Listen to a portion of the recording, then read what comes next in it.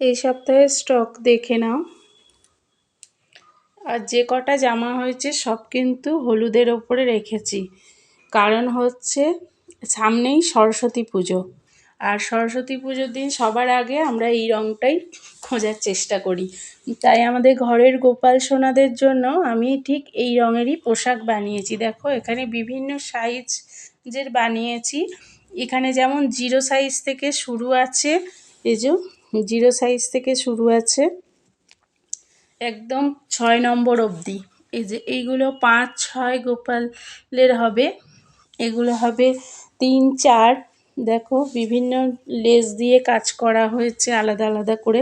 এটা যেরকম 2 নম্বর গোপালের জন্য, এই লেসটা দেখে নাও, সব ফুলের মধ্যে রয়েছে, কটন লেস দিয়ে কাজ হয়েছে। যার যা সাইজ লাগবে পছন্দসই নিয়ে নেবে।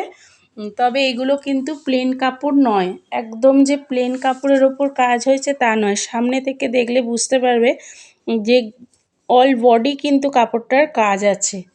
হ্যাঁ, একদমই কাজ করাই আছে, একদম প্লেন কাপড় নয়। দেখো এই যে পোশাকটা দেখাই, পুরো কাপড়টাতেই কাজ করা আছে। যার যেটা লাগবে সাইজ মতো অর্ডার করে দেবে। রাধে রাধে।